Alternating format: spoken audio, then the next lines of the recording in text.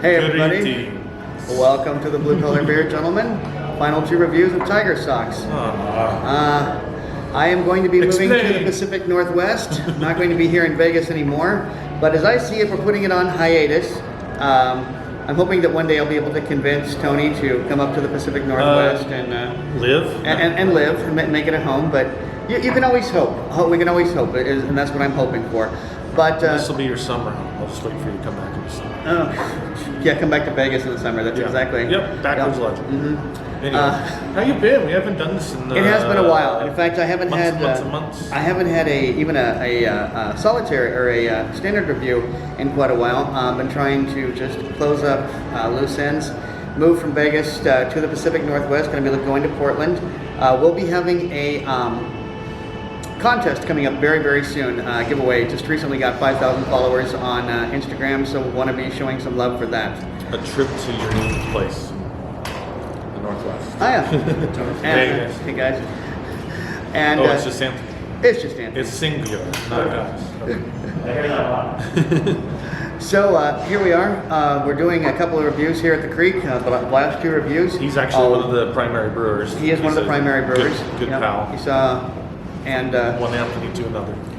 Today we're going to be reviewing a beer that is, I don't know that this specific beer is still available here at the Creek, but this brewer is definitely available here at the Creek. SaltFire Brewing Company has introduced the, frankly, Mr. Shankly New England Style IPA. Now, how many of you get that reference immediately? Immediately. If you don't, that's okay, but Tony and I are huge Smiths fans, and let me just give you a real quick description of the beer as they have it here on the can. Few things in life bring as much pleasure as dissing your record label manager's bloody awful poetry and then demanding payment for it. The second offering in our daring New England IPA line exploits juicy citrus notes while shying away from the bitter ones, giving you a silky mouthfeel exploding with grapefruit, orange, lime, and passion fruit flavors with a natural haze to match. Ingredients: malts, golden promise, flaked wheat, flaked oats, carapils, hops, Citra, Enigma, Vic's Secret, yeast, water. Born on date 7/16. At the time of this recording, this is just under 4 months old. I know you IPA purists will say, "Oh, that's too old to be drinking an IPA." You know what? Cram it. Exactly. It's a New England style. It's a New England style. We did the best we could. Yeah. We can't bringing it in less than 4 months is too much for you people. Well, I'm part of the problem of delaying this because we were supposed to film this last week, and it was hardly your fault. My garage door decided to break, and I couldn't even move my car. So, exactly. So you know, it's a week older than consumed, a week later than it should have been consumed. Considering that hops were basically used as a preservative, when you consider the history of IPAs, the fact that you all have to drink them within 10 minutes of them being brewed is kind of insane. I kind of like how they're trying to be like hip from the SLC. SLC, UT. It's like we're from the SLC. Yo, living large as possible. Real quick note, they do have the Independent Craft Brewers Association label here. Just because this is not here does not mean that it's not a craft beer, but however, when you do see it, you know that you are in fact drinking a craft beer. So, I think we should crack this bad boy open and start drinking. Rick is in the building. Rick look is at in that the fabulous building. mask. I'm saying. That's amazing. Well, we're in the middle, but you're welcome to come in and wave to by all nice means. people. Say hello to the people as we The sign nice off people. on the. The nice in fact, you want a glass? You want to participate in this? No, Please, we're gonna have some leftovers. Yeah. Just got my beer down there, being Tracy here. So. Well, I'll be down there eventually after we're done filming. So, well, cool. There you are, my man. Good to see you. Good to see you, man. We're not done seeing each other. Of course. I am. We don't do take 2, take 3, take 4. Do you still want to try is how this we do anyway, Rick? this. Even though you're not going to be participating Maybe in the Tracy review? wants. I actually have a can of it in my refrigerator at home. Oh, okay. That you Very probably good. purchased here. Yes, I'm pretty sure I did. So the joke behind this is he mentioned the Smiths. There's a track on the Smiths album, "The Queen Is Dead." The track is called "Frankly, Mr. Shankly." Johnny Marr, Morrissey, Andy Rourke, and forgive me, I forget the drummer's name.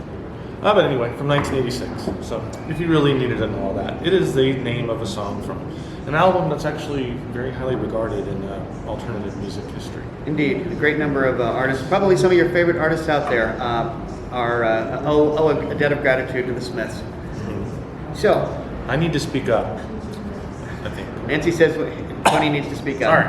All right, so Tell us more. Quick assessment of this beer. I would say is definitely living up to being a New England hazy. Yes. It is without a doubt hazy. I'd even go so far as to call it murky.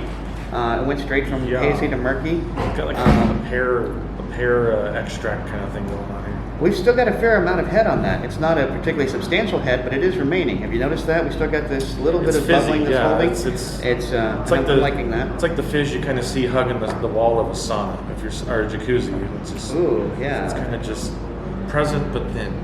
So, in other words, this beer has an STD. Yeah, there's a Band-Aid in mine. Have you inhaled it yet? Have you checked out the aroma? Yeah, I kind of started to sniff on it. But you don't even have to get it all the way up to your nose. About at this point here, you're already starting to get, a nose full. I get the passion fruit more than anything. So. What are you picking up in specific? Well, I'm not getting passion fruit, but I have a feeling it's coming. And the grapefruit. Definitely getting the grapefruit. I think the presence of the yeast is really just giving you that sour smell first. Yeah, I think you're right. But there's definitely like some fresh fruit in there somewhere. I guess it would border on the citrus. Well, the orange is mentioned on Real the quick cans. notes about this. I did pick this up from Liquor Lineup on Losey Road in North Vegas. You should definitely check them out if you're here in the Valley. I paid, in effect, $3.57 for this can, and that's including the tax and delivery fees. So, really sweet deal on this. And this beer has I believe it was a 7.1? Yeah, 7.1 ABV. IBU is not available so much anymore. I noticed that a lot of brewers not putting IBUs on there. I think IBUs are falling into the category of home brewers and home brewers category exclusively. Disappearing trend, I guess. Yeah. But they, daCreek, if you've been here, if you plan on coming here, they have a cooler available with, of course, several of their beers available. And they have a good selection of guest cans and bottles too, and it's rotating all the time. So I think that's why you chose this one, because of the simple fact that this brewery is represented here. Once upon a time, this beer beer was available right here in that cooler. I don't know if it's still available, but at the very least, this brewer is going to be available. And the only other beer that I've had from this brewer is their saison with blood orange. Gave it a 3.5, which I gotta say, for a farmhouse sale, that's actually me giving me a very high score. I guess I should reconsider my reaction. 3.5 for a saison for you is actually mad props. Considering that means the beer itself got a 3.25 because it came in a can, gets that extra quarter point. Well, I think we should start drinking. This? Oh no, the beer. I'm sorry. I just had water. Cheers. Cheers, everybody.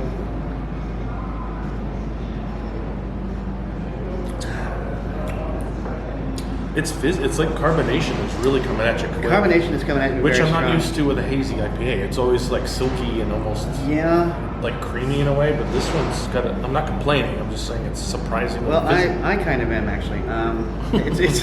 It's a little fizzy. I'm here to complain. I feel more than grapefruit, I'm getting grapefruit rind. Yeah. The pulpy bit of when you sometimes you haven't cleaned your grapefruit enough, you get that pulpy bit and you're like, ooh, that was really bitter. Or if you're the kind that eats it to the skin, you might pick up some of that some bitter remnants of the skin itself, which captures onto the pulp of it, the meat of it. A little fizzier than I probably would have preferred. The flavor is.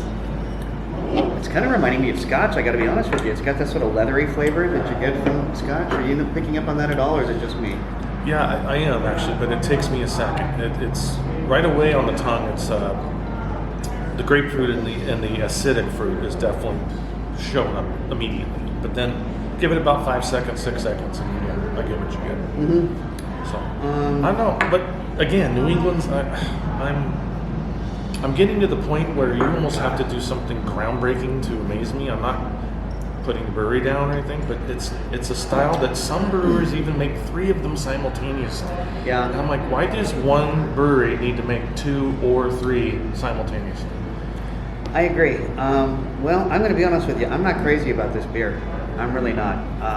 See, now I'm sitting with giving it more time, but now it seems like the grapefruit's returning. So it's almost like it's going in a loop. The grapefruit rind, or are you getting like actual grapefruit itself? More of the actual like the meat of the fruit, not so much the rind. The rind, but it feels like it's going through a cycle now. Actually, this part's not so bad, but I don't know. It's peculiar. It is, and I just don't know that this is.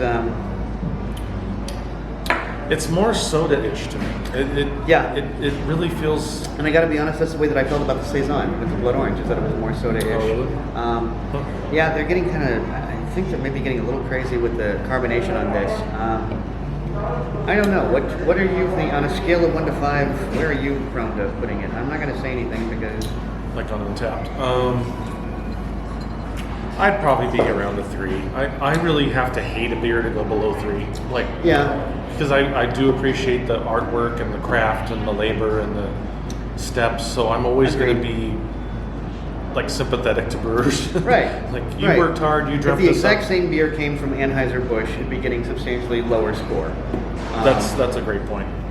But I'm always going to, like, unless I just crunch up my nose like this, I'm always going to be a minimum 3. However, I'm probably not going to go higher than that. So I think I feel like the the same name way better than I do than the beer itself. So I'm going to actually give it a 3.25. It gets that extra quarter of a point for coming in a can.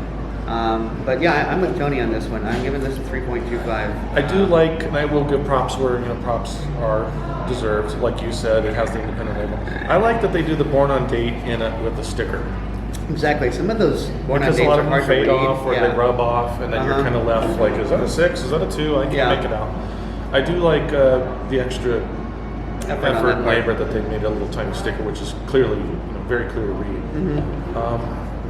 I don't know. I don't think if I had a buddy sitting next to me that was a fan of New England's and I had like a selection of 10, I probably wouldn't get around to this one till 8 or 9.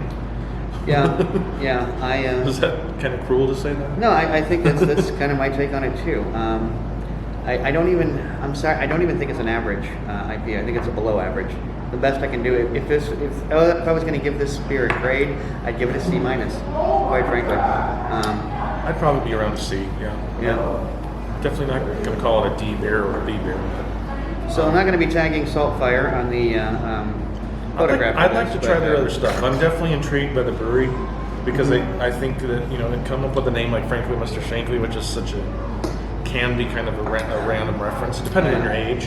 Exactly.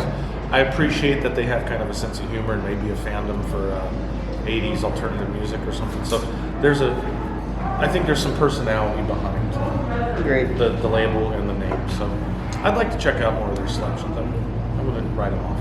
Well, guys, there is going to be one more review coming from us. The grand finale, man. The baseball season is over. The Dodgers won. I'm assuming Tony, having spent at least part of his life, a greater part of his life on the West Coast, was like myself, rooting for the Dodgers over the Rays. I can't say I was. No? Sorry. No, I've never really had a spot in my heart for the Dodgers. Sorry, guy. Nor I. But being a West Coast guy, I just felt, this time it was time to rally behind the Dodgers over the I'd say Rays. I like them more than the Angels. I guess, but I guess if I have to root for a baseball team in California, it's going to be the Padres because their park is an amazing place to go have beer. Beer, it is. It is a great place to have Rather beer. Petco Park in San Diego if you can get there, if there is another season. And even if you get 86 from the park, the area that directly surrounds the park, there's plenty of breweries to go God, to. So if you get drunk and disorderly at Petco, don't worry, there's breweries that will accommodate you. Yeah, we'll just stagger across the street to another one. Well, we're gonna wrap this up. But to get sentimental, this is our second to last review. And I'm a big mushy person inside deep down, and this day has finally come. I've been wishing him and Nancy over here a new life and somewhere out of Vegas, but now that it's here, I'm kind of like bittersweet. That's right. When Tony comes up to visit, we'll be doing TigerSox. I want to come visit, but we've only made it up there once, and we've been together for 21 years, my partner and I. So But now you have a place to stay. Is the thing. Now you actually have a place. But to I don't stay. go places like that unless I have the money to. He wants the whole hotel, the spa, the massage. Are you going to provide all that? Maybe. Well, guys, until All next right. time, drink good beer. Don't break the bank doing it. I'm going to miss that too. Cheers, guys. Cheers. Bye-bye.